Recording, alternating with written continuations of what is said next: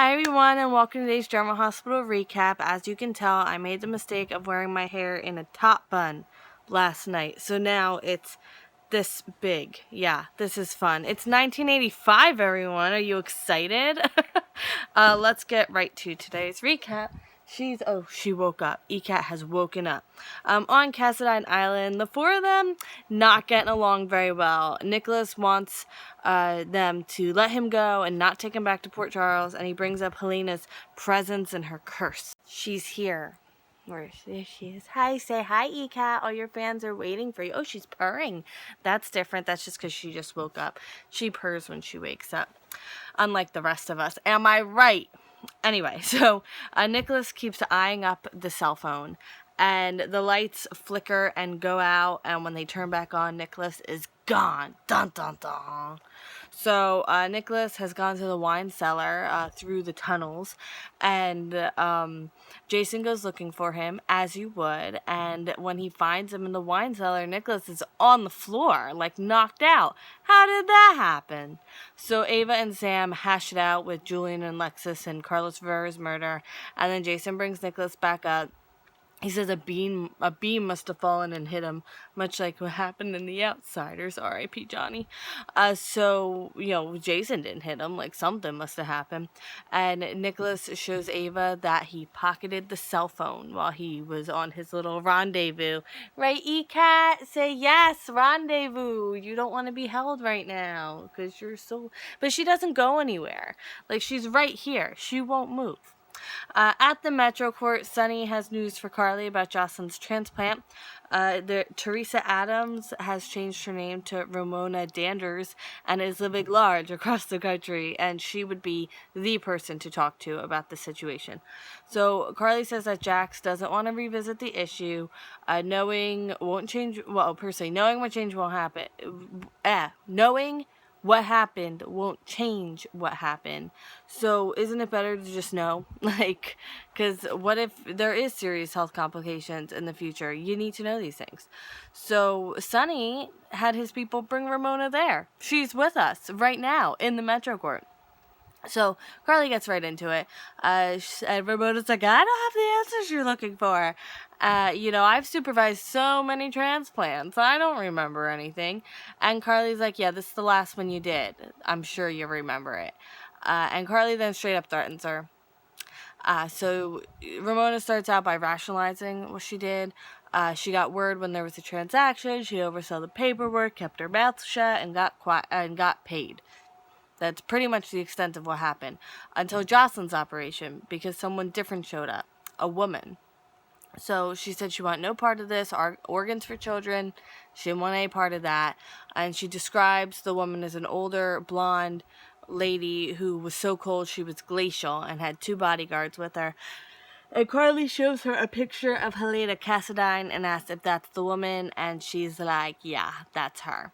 So she quite literally took her money and ran. And she says she was paid via wire transfer, which scared her because she didn't give this woman any of her information. So she begs Carly to leave her name out of it. And Carly's like, yeah, that won't be a problem. Helena's dead. At Aaron's place, Christina wants to tell him. She tells him Parker was her professor, not her ex, and that Christina wanted more, not Parker. But then Christina gets a call from Molly to come home right now. At Alexis's place, Anna consults with Jordan about how to approach Julian. Molly comes home. She asks where her mom is. And, what has happened? I mixed things up. Okay, so Jordan tells Molly and Christina, because Molly made the phone call, so Jordan tells Molly and Christina about the wire, and Molly is jumping to the worst conclusions, as you would, and Anna says everyone's working on it, and I'm like, is no one at the pier? Because that's like Crime Central. So Anna says something about other resources working too, and Molly's in full panic mode. She's going to call Rick to see if he has any information. At this point, Anna, Jordan, everyone's left, and there's just some patrol officers outside the door. So there's a knock at the door. It's Aaron. He asks what's going on. She tells him, my mom was kidnapped by her psycho husband. And he's like, oh my God. And she's like, look, I get if you want to leave. And he's like, no, I want to be here for you. I'm going to stay here. At the pier, Alexis brings up her pregnancy. That seems to make Julian rethink killing her, but yeah, I'm not too sure or hopeful about that. So, he doesn't believe she's pregnant. There is no baby. He thinks she faked the test. She says she didn't. She says he says the man she knew is gone. She destroyed him, and soon she'll be gone. I put that in the wrong section. All right, so Julian wants Alexis to turn around. She won't. She says if he kills her, he has to look her in the eye. And he's like, I guess, okay, cool. So he's just about to slit her throat while looking her in the eye. And Sonny's there to save the day, and he has a gun on Julian. So Julian's all high and mighty about how he'll cut Alexis' throat before Sonny could even pull the trigger. And Alexis takes that opportunity to push Julian's arm away from her. And then Sonny and Julian get in a fight. She's kind of pushed aside. Then, while Sonny and Julian are fighting, Alexis stabs Julian in the back with the dagger and kind of has a breakdown, as you would. You know, if you're stabbing your husband with a dagger, that's something a healthy, empathetic person would do. And Sonny kind of picks Alexis up off the ground and leads her to the side. So Sonny checks Julian. He's not dead yet. He drops his gun strategically across the pier and puts his hand on the dagger to make sure his prints are on there. He says Anna texted that Alexis and Julian were probably there, and Sonny tells her not to say anything until the police get there. Let him talk. So Sonny tells the police that Julian grabbed his gun and came at him with a knife, and they fought, and Sonny stabbed him. And this is the difference between Sonny and Julian and everyone. Not that either of them are upstanding citizens. I'm just saying, when it comes to the group of people therein, that's the difference. At the hospital, Spencer is in the hospital because he got sick from the hot dog eating contest because he won. So, he is a child who has eaten God knows how many hot dogs. You would be sick too. So it's just a stomach ache, but he's being very Spencer about it. And Laura's concerned about how blasé Spencer is with the concept of dying because he's like, if I go out, at least I'll go out. Oh my goodness, what did he say? Go out with a bang. That's not what he said, but something along those lines. So she's concerned with how blasé Spencer is with the concept of dying, especially since, he just lost his father.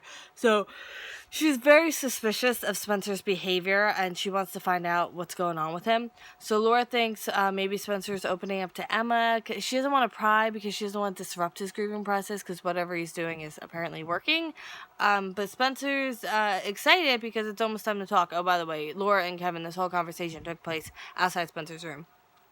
So he's leaving a message for Nicholas, and Kevin comes back and kind of sees him slip the phone, hide it. And he's framing the conversation differently. He says he's worried about Laura and that she's bottling up her feelings and maybe Spencer can help. Oh, never mind. And Spencer's like, no, I want to help. So he asks Spencer if he'll share his phone and let Laura leave a message for Nicholas. So Spencer says that she doesn't need his phone. She has her own. And that's kind of what I was thinking too. Like, I know what Kevin's doing, but it kind of made no sense. So Laura accidentally drops Spencer's phone, and Kevin points out that, Spencer has 2 cell phones. The one Laura just dropped out of his bag, or her bag, or whoever's bag it is, and the one, he's currently hiding. So Laura finds the second phone. Spencer says that the phone's just a comfort because it was the first phone that Nicholas gave him. And she sees there's outgoing calls to the same number and incoming calls from that same number. And I think the jig is up. Julian is brought into the hospital. Paul asks what happened to Julian, and Anna's like, Sonny did. And Jordan will wait to take Alexis's statement. Sonny wants to take her back home. Alexis is like, no, I'll go home. I just need you here because I don't want Julian to be alone. I don't know how she thinks he's gonna, just walk up right from a stab wound, but I guess crazier things have happened. Alexis thanks him for the PIER and for what he said to Jordan. And now end scene. Molly says Rick said something happened on the docks. Sonny may have been involved and Julian may have been arrested. Aaron offers to get them water or tea, and Christina asks him to pour scotch for her and Molly. And Molly is horrified. But so Alexis will telepathically know and come home. The doctor tells Anna, Paul, Jordan, and Sonny that Julian will live. Alexis comes home. Aaron heads out to give them family time. And she says Julian won't be a problem anymore. Julian wakes up in the hospital. He says, Alexis, we're not done. To himself. Nobody else is there. It's very dramatic. In a good way. Sonny calls Carly and says Julian's under arrest. Details to come. And Carly says Helena was involved, but nothing else. She kind of hit a dead end. She's just where she started, pretty much. Ramona is on the phone with someone. She tells them about the sit down with Carly, and she's glad Sonny wasn't there because he wouldn't have bought her story. And Ramona says Carly won't find out the truth unless they want her to. Liar. I mean, not like I had an emotional stake in this because Ramona, I don't know her, but like I feel so betrayed. Nicholas says he's going to wait until after the storm and call his allies. And he's planning on getting out and getting his son because he didn't fake his whole death just to be dragged back to Port Charles. Laura asks Spencer who he's talking to. He quite literally pleads the fifth. And she says, well, I'm just going to press redial. Sam asks Jason if this could possibly be Helena. He's confident it's not. But he says he doesn't think they're alone on this island. And they're not. Someone's there. Holy cliffhanger, Batman. And that is it for today's General Hospital recap. I hope you enjoyed this video. I will see you Monday for more General Hospital. Don't forget to vote for Villain of the Week. Could there have been a better week to debut that? I think not. And I may be doing a special ECAT video in case anyone's interested, because she seems to have become the new mascot of this channel. Her full name is Ekaterina. Oh, yes, Ekaterina Juniper, named after one of my first cats, Junie, who full name, well, Juniper. I mean, his name wasn't really Juniper, but Ekaterina Juniper is just very pretty. And so I'll see if I can get that done this weekend, because the weekend after we're going to be at a cat show, which is going to be so exciting. Just fundraising there. I'm not bringing my cats there because they're couch potato cats. They're not show cats per se. Although it wouldn't be fair to the other cats because Ekaterina, she would win the whole show. So I feel like it's a public service not to bring her, you know? Thank you so much for watching today's video. I hope you have a great weekend, and I may see you this weekend. I'll see how it works out. All right. Bye.